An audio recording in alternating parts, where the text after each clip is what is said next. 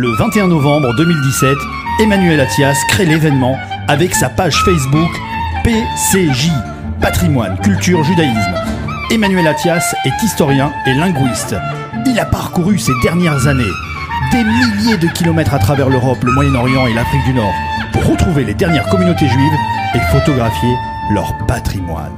Chers auditeurs, bonjour. Dans le judaïsme, la fête de Hanouka, qui commémore la réinauguration du temple de Jérusalem, a été fixée au 25 Kislev du calendrier hébraïque, au voisinage du solstice d'hiver. Or, Noël tombe également un jour identique, un 25, dans le calendrier grégorien cette fois-ci.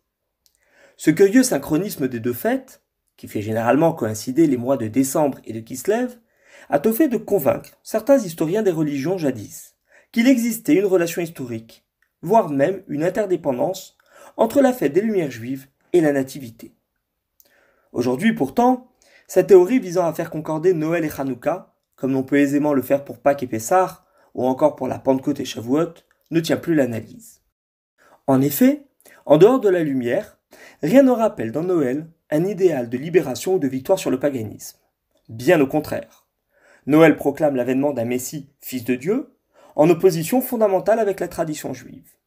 Selon la croyance mosaïque, croire que Dieu puisse avoir un fils, qu'il puisse se faire chair, ou pire, qu'il puisse mourir, sont des hérésies indépassables.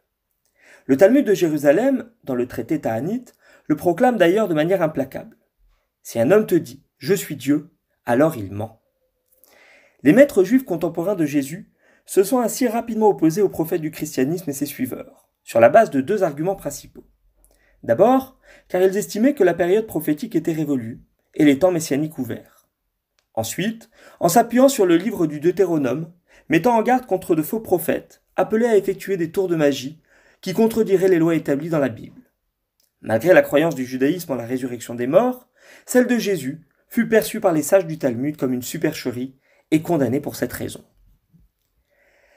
La tentation de milliers de Judéens pour cette prophétie d'un genre inédit encouragea naturellement les sages de l'Antiquité à mettre en garde et à sanctionner tout impétrant à la conversion. Suivre Jésus devait signer la séparation définitive du groupe et jeter l'opprobre sur les premiers disciples du Nazaréen. Les allusions à un certain Yeshua dans la littérature rabbinique ne sont d'ailleurs pas passées inaperçues à la critique textuelle et furent souvent réemployées dans la polémique anti-juive chrétienne au Moyen-Âge comme à la Renaissance pour railler la communauté déchue qui avait renoncé à reconnaître le Messie, annoncé selon les chrétiens par le prophète Isaïe.